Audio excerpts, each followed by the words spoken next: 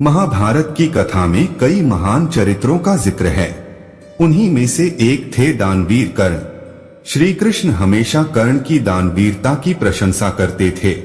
कुंती सूर्य पुत्र कर्ण को महाभारत का एक महत्वपूर्ण योद्धा माना जाता है। कर्ण दानवीर के रूप में प्रसिद्ध थे। उन्होंने अपने कवच कुंडल दान में दिए और अंतिम समय में सोने का दान भी दे दिया था।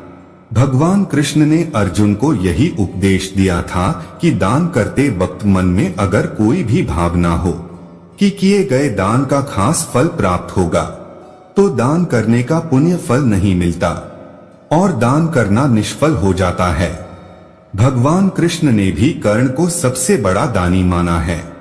अर्जुन को कर्ण की प्रशंसा पसंद नहीं थी। इसी कारण से उन्होंने एक बार कृष्ण से पूछा कि सब कर्ण की इतनी प्रशंसा क्यों करते हैं। कृष्ण ने 2 पर्वतों को सोने में बदल दिया और कहा कि इस सोने को गांव वालों में बांट दो। अर्जुन ने सारे गांव वालों को बुलाया और पर्वत काट काट कर देने लगे और कुछ समय बाद थक कर बैठ गए। तब कृष्ण ने कर्ण को बुलाया और सोने को बांटने के लिए कहा, तो कर्ण ने बिना कुछ सोचे समझे गांव वालों को कह दिया कि ये सारा सोना गांव वालों का है और वे इसे आपस में बांट ले। तब कृष्ण ने समझाया कि कर्ण दान करने से पहले अपने हित के बारे में नहीं सोचता। इसी बात के कारण उन्हें सबसे बड़ा दानवीर कहा जाता है। अपनी दानवीरता का असली परिचय उन्होंने अपने कवच और कुंडल दान करते वक्त दिया। कर्ण जब सूर्य की उपासना कर रहे थे, तब इंद्र वेश बदलकर ब्रह्मा के रूप में आए और कर्ण से उनके कवच और कुंडल की मांग की। सूर्य ने कर्ण को कवच और कुंडल देने से मना किया था, पर कर्ण किसी को निराश नहीं करते थे, इसलिए उन्होंने अपना कवच और कुंडल का दान कर दिया।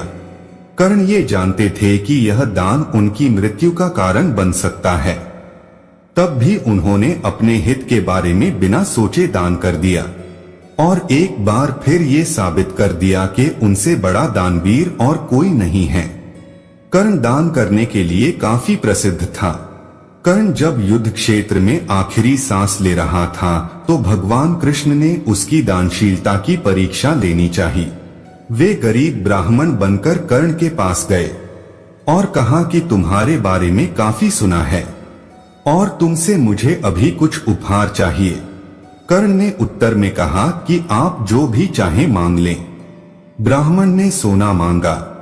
कर्ण ने कहा कि सोना तो उसके दांत में है और आप इसे ले सकते हैं। ब्राह्मण ने जवाब दिया कि मैं इतना कायर नहीं हूं कि तुम्हारे दांत तोड़ूं। कर्ण ने तब एक पत्थर उठाया और अपने दांत तोड़ लिए। ब्राह्मण ने इसे भी लेने से इनकार करते हुए कहा कि खून से सना हुआ यह सोना वह नहीं ले सकता। कर्ण ने इसके बाद एक बाण उठाया और आसमान की तरफ चलाया।